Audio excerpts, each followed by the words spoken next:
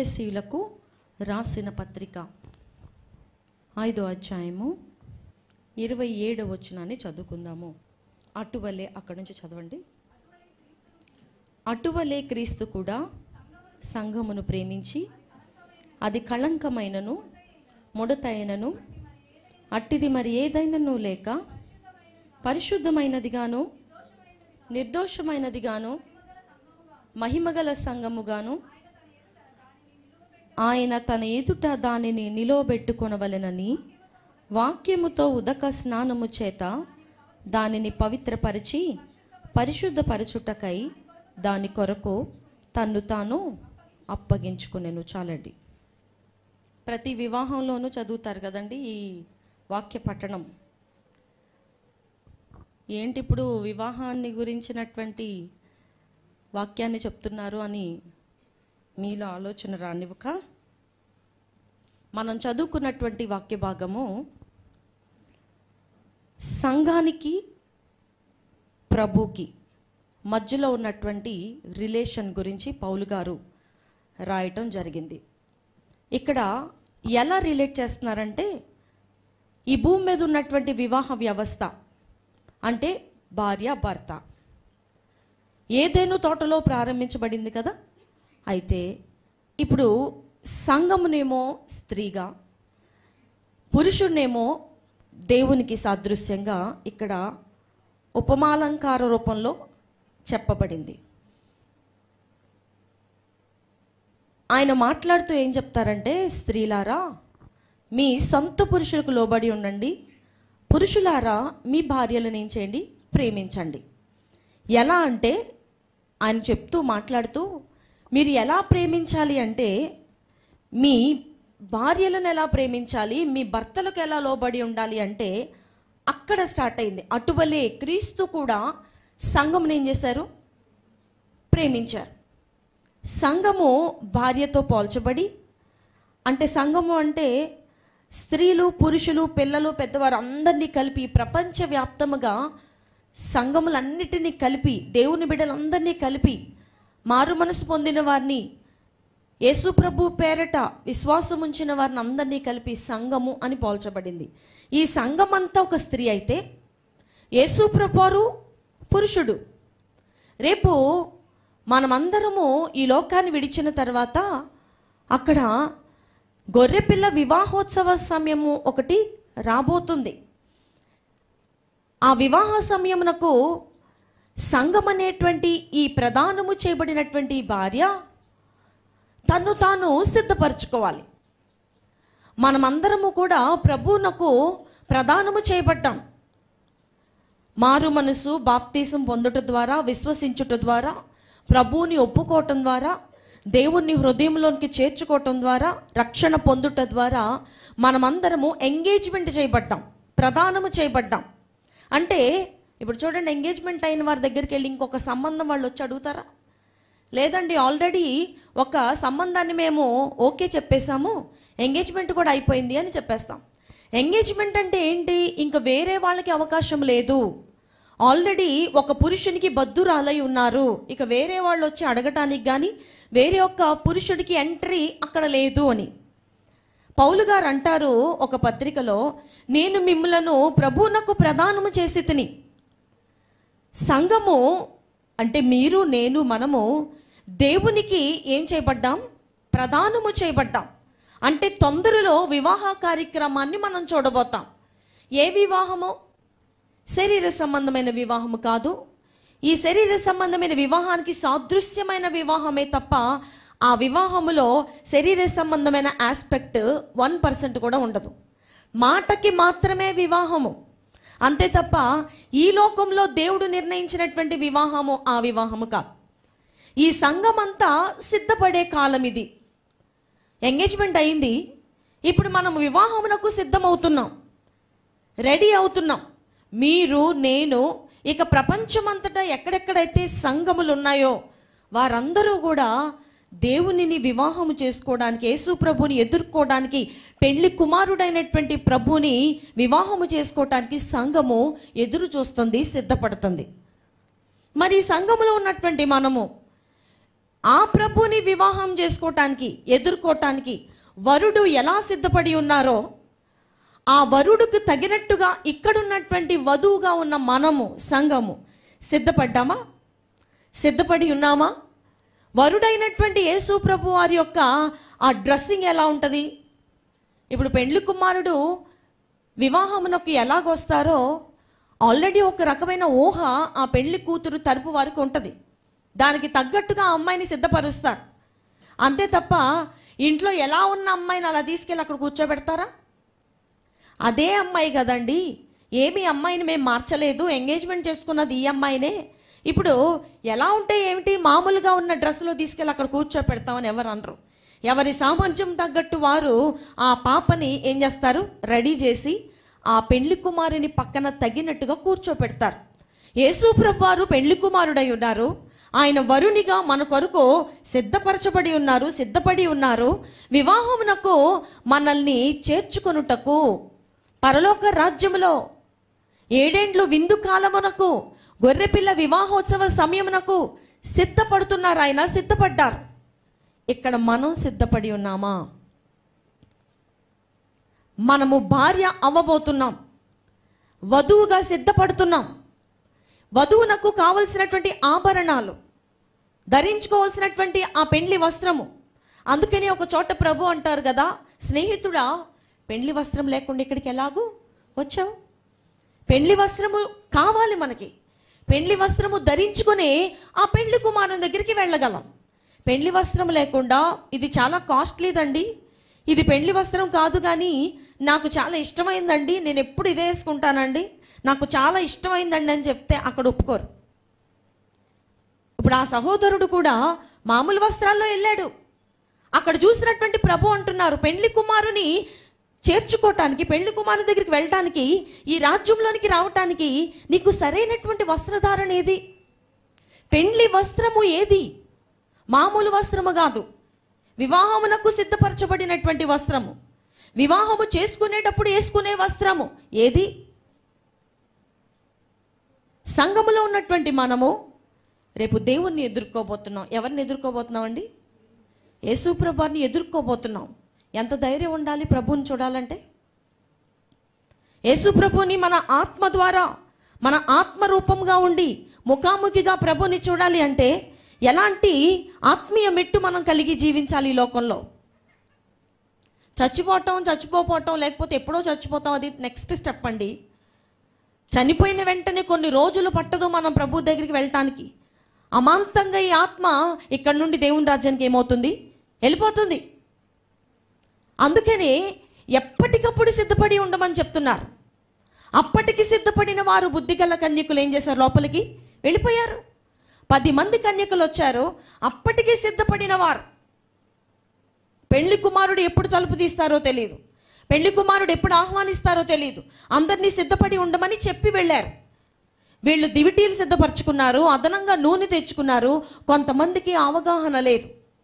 ఒకవేళ మేము ఈ ప్రయాణంలో మా దీపములు ఆరిపోతూ ఉంటే మాకు అదనముగా నూనె పోసేవారు, మాకు అదనంగా నూనె యాడ్ చేసేవారు ఏరి? మాకు కావలసినంత ఎక్స్ట్రా ఆయిల్ కూడా మేము సిద్ధపరచుకోవాలి కదా సిద్ధెలలో.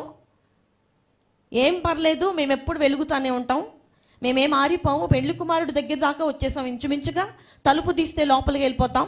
వీళ్ళ అమాయకులు చేతుల నిండా ఇంకొక ఏదో నూనె బుడ్డి తెచ్చుకున్నారు అని వీళ్ళు అనుకుని ఉండొచ్చు. కానీ అప్పటికి సిద్ధపడిన వారు, ఎప్పటికీ దేవుని రాకడ వచ్చినప్పటికీ సిద్ధపడిన వారు, దేవుడు రేపు మధ్యాకాశంలోనికి తన దూతల సమూహముతో ఆయన మేఘారూరుడై వచ్చే రోజునకు సిద్ధపడి ఉండిన వారు అమాంతంగా రెప్పపాటులో కొనిపోబడతారు. ఎంతసేపట్లో వెళ్తాం మనం?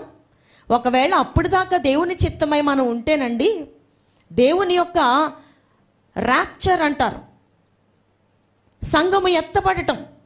ఆ సంఘము ఎత్తబడిన తరువాతనే దేవుడు మరలా భూమి మీదకి వస్తారు. సంఘము ఎత్తబడే స్థితి ఎలా జరుగుతుంది? దేవుడు మధ్యాకాశంలోనికి వస్తారు. ఆయన తన దూతల సమూహముతో మధ్యాకాశంలోనికి రాగానే, కడబోరం రోగగానే అందరము రెప్పపాటులో ఎగిరిపోతాం. మీరు కొన్ని వీడియోలో చూసారో లేదో కానీ కొంతమంది పాటలు ఎడిట్ చేస్తున్నప్పుడు దాంట్లో దేవుని రాకడ గురించినటువంటి విజువల్స్ పెట్టారు. ఎలా అంటే భార్య భర్త ఇద్దరు కూర్చుని మాట్లాడుకుంటున్నారు. దేవుని రాకడ వచ్చింది. అమాంతంగా ఆ భర్త యొక్క వస్త్రములు ఇలా కిందకు పడిపోయి భర్త అమాంతంగా పైకి వెళ్ళిపోతారు. రెప్పపాటు అంటే మనము రెప్ప వేసేలోపు, ఇలా రెప్పేసేలోపు దేవుని రాకడ వచ్చేసి వెళ్ళిపోద్ది. ఆయన మధ్యాకాశంలోకి రావటము, సంఘం ఎత్తపడటం జరిగిపోతూ ఉంటుంది. ఎంతమంది ఇక్కడ విడిచిపెట్టబడతారు, ఎంతమంది కొనిపోబడతారు, ఎంతమంది ఎత్తపడే సంఘంలో ఉంటారు, ఎంతమంది విడువబడే సంఘంలో ఉంటారు, విడువబడే జాబితాలో ఉంటారు. ఇది జరుగుతుందేమో, లేకపోతే దేవుని రాకడ వస్తుందేమో, మన పూర్వీకులు చెప్పారు కాబట్టి ఇంచుమించుగా జరగచ్చు అన్న మ్యాటర్ కాదు. ఇది ఖచ్చితంగా జరుగుద్ది. ఏంటది? దేవుని రాకడ అనేది సూర్యుడు చంద్రుడు ఈ భూమి మీద ఉండడం ఎంత సత్యమో, మనిషిగా మనం బ్రతకడం ఎంత సత్యమో, దేవుని రాకడ కూడా అంతే సత్యము కదండి. దీనిని నమ్మని వారు రేపు నరకము ముఖద్వారము దగ్గర ఉంటారు. యేసు ప్రభు యొక్క రాకడ తథ్యము. ఆయన రెండవ రాకడలో మేఘారూరుడై పెండ్లి కుమారునిగా సిద్ధపరచబడి ఉన్నటువంటి ఆ వరుడైనటువంటి యేసు ప్రభు వారు మన దగ్గరకు రాబోతున్నారు. సంఘము ఎత్తబడే కాలము సమీపిస్తుంది. అందుకని దేవుడు ఏం చెప్పారంటే, దేవుని రాకడ ఎంతో సమీపంగా ఉంది, అందుకనే ఇండ్లు కట్టబడతాయి, వివాహములు చేయబడతాయి, వాళ్ళ పిల్లల్ని వాళ్ళకిస్తారు, వీళ్ళ పిల్లల్ని పుచ్చుకుంటారు, యుద్ధాలు జరుగుతాయి, భూకంపాలు వస్తాయి, ఎక్కడ పడితే అక్కడ మనిషి మీదకి మనిషి లేస్తాడు, ఒకళ్ళొకళ్ళు చంపుకుంటారు, పొడుచుకుంటారు, ఒక రాజ్యం మీదకి ఇంకో రాజ్యం లేసిపోతుంది. ఇప్పుడు అవన్నీ జరగట్లేదా? రీసెంట్గా ఒక న్యూస్ వచ్చింది, నిన్నో మొన్నో. ఎల్కేజీ పిల్లోడు, ఫస్ట్ క్లాస్ పిల్లోడు, ఇద్దరు పిల్లలు, వాళ్ళకి అబ్బాయిలు. ఆ పిల్లలు బాగా చదవట్లేదంట. ఏ క్లాస్ అండి వాళ్ళు? ఎల్కేజీకి ఫస్ట్ క్లాస్కి బాగా చదివేది ఏముంటుంది? ఏబిసిడీలు తప్ప. అందులో బాగా చదివేది ఏముంది?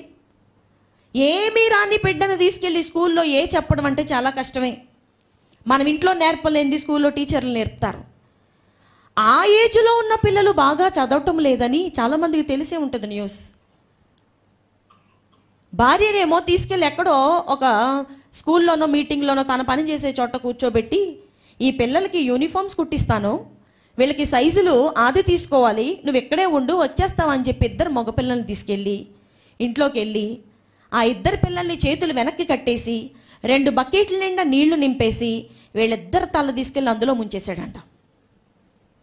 అందులో ముంచేసి వాళ్ళు ఊపిరి ఆడక ఏమైపోయారు? ఇద్దరు పిల్లలు చచ్చిపోయారు. యూకేజీ అబ్బాయి చచ్చిపోయాడు, ఫస్ట్ క్లాస్ అబ్బాయి చచ్చిపోయాడు. వాళ్ళు స్కూల్ యూనిఫామ్స్లోనే ఉన్నారు. ఇతను ఏం చేశాడు? లోపలికి వెళ్ళి ఫ్యాన్ కూరేసుకుని ఇతను చచ్చిపోయాడు. ఎంతసేపటికి రాకపోవడంతో భార్య ఫోన్ల మీద ఫోన్లు చేసి లిఫ్ట్ చేయకపోవడంతో ఇంటికి వచ్చి చూసేటప్పటికి ఏం చూస్తున్నారామె? తన భర్త ఫ్యాన్కి వేలాడటము, తన ఇద్దరు పిల్లలు బాత్రూంలో బకెట్లో మొఖాలు పెట్టి చచ్చిపోయి ఉండడం చూస్తున్నారు. ఎలాంటి ఘోరమైనటువంటి మనస్తత్వములుగా మనుషులు మారిపోతున్నారండి. మనిషి మీదకి మనిషి లేచును. ఎంతమంది భార్యలు భర్తల్ని చంపేస్తున్న వారు ఉన్నారు. భర్తలు భార్యలను చంపడం ఒకప్పుడు అయిపోయింది. ఇప్పుడు కొత్త ట్రెండ్ ఏంటంటే భార్యలే భర్తల్ని చంపేస్తున్నారు. అసలు స్త్రీలు ఇంత ధైర్యవంతంగా ఉంటారని అవి చదివితే కానీ తెలుస్తుంది. అంత ధైర్యం ఎట్లా వచ్చింది? అంత రాక్షసత్వానికి ఒడిగడుతున్నారంటే దేవుని రాకడ ఎంతో సమీపంగా ఉందని మనం గుర్తు తెచ్చుకోవాలి. సంఘము సిద్ధపడవలసిన సమయం ఆసన్నమైంది. పెళ్లి కుమార్తె తన్ను తాను అలంకరించుకోవాల్సిన సమయము ఆసన్నమైంది. ఇక రిలాక్స్డ్గా కూర్చుంటాను, నాకేమీ లేకపోయినా పర్లేదు అంటానికి లేదు. వివాహమునకు సిద్ధపడాలి. వరుడు సిద్ధముగా ఉన్నారు. ఎప్పుడు ఆ వివాహ సమయమో మనకి తెలియదు.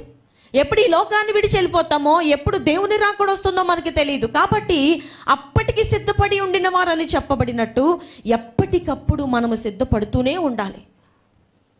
ఇక్కడ స్త్రీకి, సంఘమునకు, అలాగే యేసు ప్రభు అయినటువంటి ఆ వరునికి, భర్తకు పోలిక చెప్తూ పౌలు గారు, పురుషులారా మీ భార్యలను ప్రేమించాలి. ఎలా ప్రేమించాలి?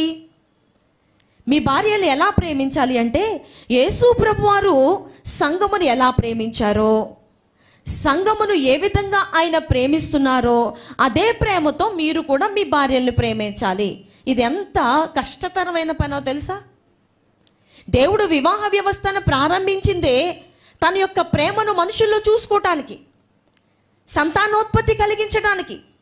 ఆయన ఎలాగూ సంఘాన్ని ప్రేమిస్తున్నారో అదే ప్రేమతో పురుషులు తమ భార్యలను ప్రేమించాలని. ఈ రోజున ఆ ప్రేమే ఉంటే చంపేసుకోవటం ఎందుకు?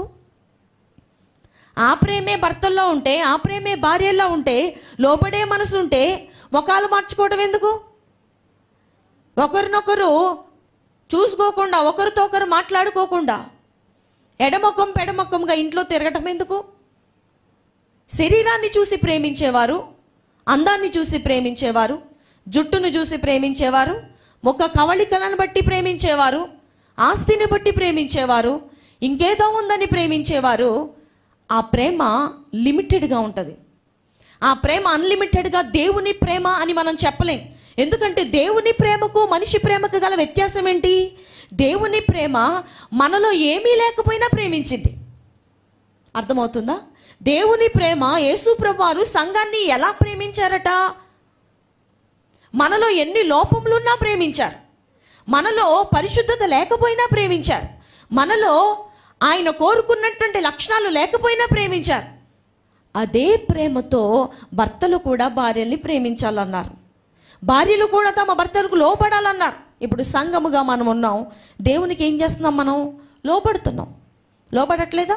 ఇందులో చదువుకున్న వారు ఉంటారు, ఆస్తిమంతులు ఉంటారు, సామంతులు ఉంటారు, పేదవారు ఉంటారు, బాగా చదువుకున్న వారు ఉంటారు, లక్షలు కోట్లు ఉన్నవారు ఉంటారు. అందరూ ఒకే చోట కూడి ఒకే దేవునికి ఈ సంఘం ఏం చేస్తుంది? లోబడుతుంది. సంఘం ఎలాగైతే ప్రభువునకు లోబడుతుందో, అంటే వచ్చి కూర్చోవటం, దేవుని మాటలు వినటం, దేవుడు చెప్పినట్టు చేయటం, మారు మనసు పొందమని దేవుడు చెప్తే వెంటనే మారు మనసు పొందటం, దేవుడు ఇలా కాదు అలా అంటే అలా చేయటం, దీనంతా లోబడటం అంటారు. ఓకే అలా చేస్తాను, ఇలా చేస్తాను, దీన్ని లోబడటం అంటారు. ఎలా అయితే సంఘము క్రీస్తు ప్రభువునకు లోబడుతుందో, భార్యలు కూడా ప్రతి విషయంలో తమ భర్తలకు ఏం చేయాలి? లోబడాలి. ఇక్కడికి వచ్చేసరికి వస్తుంది మనకి కదా, ప్రతి విషయంలోనూ భర్తలకు లోబడాలంటే అయ్యి బాబోయ్ అస్సలు అది మా వల్ల అవదండి. ఆయన ఎడ్డు అంటే నేనేమంటా? తెడ్డు అంటా. ఆయన రమ్మంటే అంటా నేను. ఆయన ఓకే అంటే నేను నో చెప్తా. ఆయనకి ఇష్టమైంది ఏదో అది నాకు ఇష్టం ఉండదు. మేమిద్దరం ఎప్పుడు చూసినా రిపెల్లింగే తప్ప అట్రాక్టింగ్ మా మధ్యలో ఉండదు. సంఘమునకు దేవునికి మధ్యలో గల ఆ సంబంధాన్ని పౌలు గారు వివరిస్తూ, సంఘము దేవునికి ఎలా లోబడుతుందో, సంఘము దేవునికి ఎలాగా అన్ని విషయాల్లో తల ఉంచుతుందో, దీనత్వాన్ని కనపరుస్తుందో, విధేయతగా చూపిస్తుందో, విధేయతగా బ్రతుకుతుందో, అన్ని విషయాల్లో తగ్గి ఆయనే మహిమపరచబడాలి అని సంఘము ఎలా అయితే ప్రభు నాకు ఉన్నతమైన స్థానాన్ని తన హృదయంలో ఇస్తుందో, భార్య కూడా ప్రతి విషయంలో భర్తకు ఆ విధంగా నిలబడాలి. కానీ ఈరోజు మన టాపిక్ భార్య భర్తలు కాదు. దేవుని యొక్క ప్రేమ, దేవుని యొక్క సంఘము పట్ల ఆయనకున్నటువంటి ఆ మమకారం ఎలా ఉందో ఈరోజు మనం దేవుని దగ్గర తెలుసుకోబోతున్నాం. అక్కడ చెప్పబడినటువంటి మాట ఏంటంటే, అటువలే క్రీస్తు కూడా సంఘమును ప్రేమించారు. ఏం చేశారండి? అందరూ చెప్పండి ఒకసారి. క్రీస్తు సంఘమును ఏం చేశారు అంటే, ఇప్పుడు దేవుడు మనల్ని ఏం చేస్తున్నారు చెప్పాలి అందరూ. యేసు ప్రభువారు మనల్ని ఏం చేస్తున్నారు? అందరూ చెప్పాలి, ప్రేమిస్తున్నారు అని చెప్పాలి. దేవుడు మనల్ని ఏం చేస్తున్నారు? యేసు ప్రభువారు మనల్ని ఏం చేస్తున్నారు? ఆయనలో ఎంత ప్రేమ ఉందో తెలుసా? ఈ రోజుకి చాలామందికి ప్రభు యొక్క ప్రేమ అర్థం కాదు. లోకస్తులకు అర్థం కావట్లేదంటే అది వారికి తెలియక అర్థం కావట్లేదు అనుకోవచ్చు. ప్రభువునందు విశ్వాసం ఉంచిన చాలామందికి కూడా ఈ రోజుకి యేసు ప్రభువారు సంఘము పట్ల, అనగా పర్సనల్గా నీ పట్ల, వ్యక్తిగతంగా నీ పట్ల ఆయన ఎంత ప్రేమ చూపిస్తున్నారో ఈ రోజుకి చాలామంది ఇంకా అర్థం చేసుకోకుండానే జీవించేస్తున్నారు. నా ప్రభువుకి నేనంటే ఎంతో ఇష్టం, యేసు ప్రభువుకి నేనంటే పర్సనల్గా చాలా ఇష్టం. ఇష్టపడి నన్ను ఆయన తయారు చేశారు. ఏం చేస్తారు? ఇష్టపడి నన్ను చేసుకున్నారు. ఇష్టపడి నన్ను ఈ భూమి మీదకు పుట్టించారు. ఇష్టపడి నా తల్లిదండ్రులకు నన్ను ఇచ్చారు. దేవుడు సంఘమును ఏం చేస్తున్నారు? ప్రేమిస్తున్నారు. ఆయన ప్రేమే వేరండి. ప్రేమ అనే రెండు పదాలు ఈ లోకంలో చాలామంది దగ్గర చూస్తాం.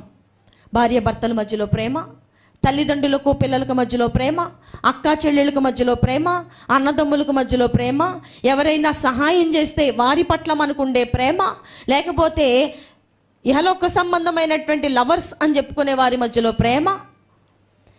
ఈ ప్రేమే ఈ లోకంలో కూడా చాలా రూపాల్లో ఉంది. కానీ యేసు ప్రభు వారి యొక్క ప్రేమకు ఇహలోక సంబంధమైన ప్రేమకు గల వ్యత్యాసం ఏమిటి? ఈ లోక ప్రేమ బదులాశించే ప్రేమ. ఈ లోక ప్రేమ ఏదైనా ఇస్తేనే మరలా తిరిగి ప్రేమించేస్తాం మనం. కానీ దేవుని ప్రేమ అయితే ఏమీ ఆశించకుండా మనల్ని ప్రేమించింది. దేవుని ప్రేమ అయితే మురికిగా ఉన్న మనలను మన దగ్గరకు వచ్చి ప్రేమించింది.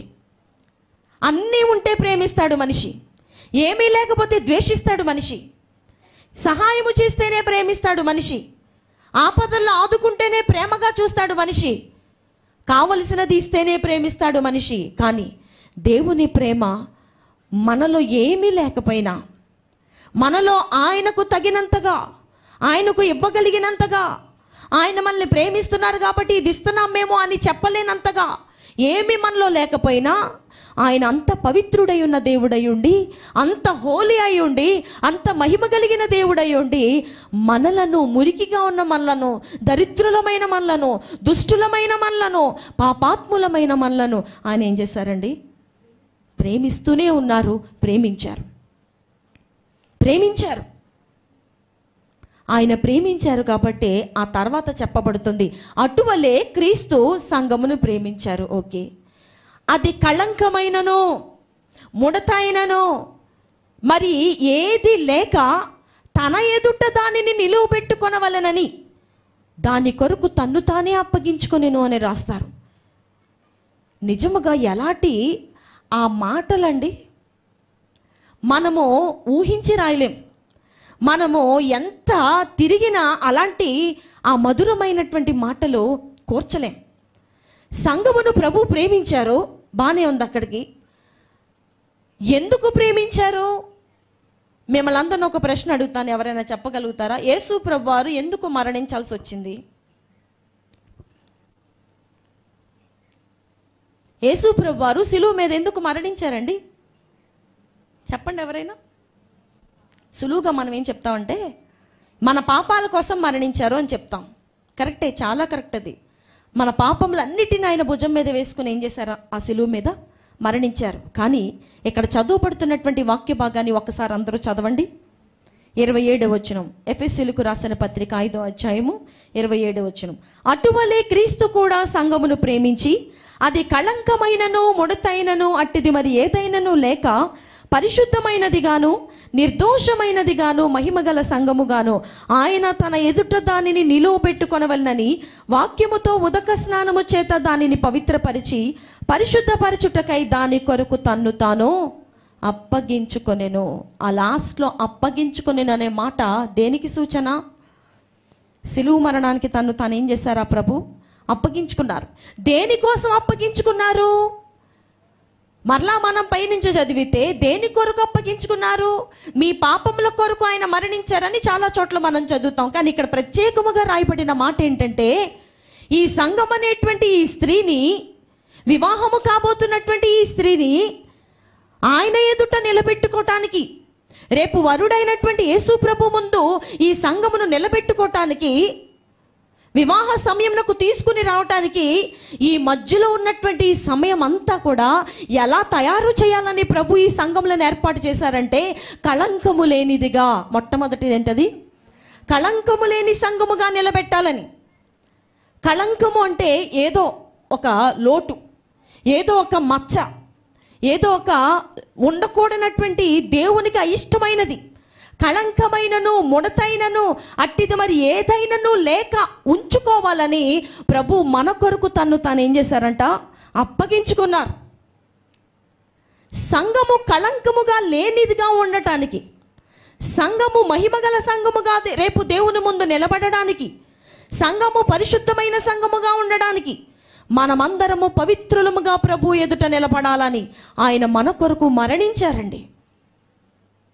వివాహం చేసుకుంటానని చెప్పారు ప్రభు సంఘాన్ని. ఆ సంఘము ఎలా తయారై వస్తే ఆయనకి ఇష్టమో చెప్పారు. వివాహం చేసుకుంటానని చెప్పారు, ఎలా తయారైతే సంఘము ప్రభు దృష్టికి ఇంపుగా ఉంటుందో కూడా చెప్పారు. అలా తయారు చేస్తున్నది కూడా ప్రభువే. పెళ్లి కుమారుడు వివాహం చేసుకుంటానని చెప్పి వెళ్ళిపోయారు. ఏమేమి ధరిస్తే నాకు ఇష్టమో చెప్పారు, అంతే తప్ప వచ్చి తయారు చేస్తారా? పెళ్లి కుమారుడు స్వయంగా వచ్చి పెళ్లి కుమార్తెను తయారు చేస్తారా ఎక్కడైనా? కానీ దేవుని ప్రేమ ఎలాంటిదంటే, ఆయన వివాహము చేసుకోబోయే ఈ సంఘము, తనకు భార్యగా కాబోతున్నటువంటి ఈ సంఘము ఎలా ఉండాలో ప్రభు చెప్పి వెళ్ళారు. మరలా ఒకవేళ తప్పిపోతుందేమో నా భార్య, నేను వివాహం చేసుకోవడానికి సిద్ధపడినప్పుడు నా భార్యలో లోపం కనపడుతుందేమో, ఈ సంఘములో కళంకము కనపడుతుందేమో, అలాంటిది ఏది ఉండకుండా, ఆ అపరిశుద్ధత ఏది ఉండకుండా, అవినీతి ఏది ఉండకుండా, మహిమలో లోపించేదేది ఉండకుండా నేను దానిని తయారు చేయాలి. కాబట్టి పరిశుద్ధాత్మగా నేనే భూమి మీదకి దిగి వెళ్ళి ఆ సంఘమును ఎత్తబడే వరకు దానిని సిద్ధపరుస్తూనే ఉంటా. ఏ వివాహం భూమి మీద అలా జరగదండి. పెళ్లి కుమారుడు తన గదిలో తాను ఉంటారు, ఈమె తన గదిలో తను తయారవుతారు. ఇద్దరు వచ్చి వేదిక మీద కూర్చోవటం మనం చూస్తాం. కానీ దేవుని యొక్క ప్రేమ, దేవుని యొక్క సిద్ధపాటు ఎలా ఉందంటే, అన్నీ చెప్పి వెళ్ళారు. ఇదిగో వివాహము జరగబోతుంది అని చెప్పారు, దానికి కావలసిన ఆభరణాలు ఇవి ధరించుకో అని చెప్పారు, ఇలా ఉంటే నాకు ఇష్టంగా ఉంటారని చెప్పారు, మీరందరూ ఒక చోట కూడుకోండి, ప్రార్థన చేసుకోండి అని చెప్పారు. ఇంకొకటి ఏం చేశారంటే, ఆయనే వచ్చి మళ్ళీ సిద్ధపరుస్తున్నారు. ఏం చేస్తున్నారు? తన ఎదుట దానిని నిలవబెట్టుకొనవలెనని దాని కొరకు తను తానే అప్పగించుకున్నారు. ఎలాంటి ఉన్నతమైనటువంటి ప్రేమ కలిగిన దేవుణ్ణి మనం కలిగి ఉన్నామండి. సంఘము కొరకు తన ప్రాణాన్ని కోల్పోవటమా? సంఘము కొరకు తన శరీరాన్ని నలగొట్టుకోవటమా? సంఘము కొరకు, సంఘము పరిశుద్ధంగా కనపడుట కొరకు, సంఘము పాపము లేనిదిగా కనపడుట కొరకు, సంఘము పవిత్రంగా ఉండుట కొరకు, సంఘములో ఏ లోపము లేకుండా ఉండుట కొరకు తన శరీరం మీద గాయములా, తన శరీరం మీద రక్తపు మచ్చలా, తన శరీరం అంతా కుళ్ళపొడుచుకోవటమా? ఈ ప్రేమ మనుషుల ప్రేమ లాంటిది కాదు. మనుషుల ప్రేమ మరొకరి కొరకు మరణించడానికి ఇష్టపడదు. మనుషుల ప్రేమ మరొకరి కొరకు కోల్పోవడానికి ఇష్టపడదు. మనిషి ప్రేమ సంపాదించుకోవడానికే చూస్తుంది తప్ప ఈ వ్యక్తి కొరకు నేను ఇది లాస్ అయిపోవాలనుకుంటున్నాను అనుకోదు. ఏదైనా మాకు ఇస్తే మేము ఇస్తాం, అదే ప్రేమ. ఈ లోక సంబంధమైన ప్రేమ అండి అది. ఒక అమ్మాయి ఒక అబ్బాయిని ప్రేమిస్తుంది. ఎందుకు? ఏదో ఆశ ఉంది. బదులు ఆశించకుండా, ఏ ఆశ లేకుండా, ఏ విధమైనటువంటి రిటర్న్స్ లేకుండా మనిషి ప్రేమ ఎవ్వరిని ప్రేమించదు ఎప్పటికీ. కానీ ఏ బదులు ఆశించకుండా ప్రేమించేది క్రీస్తు ప్రభు ప్రేమ ఒకటే.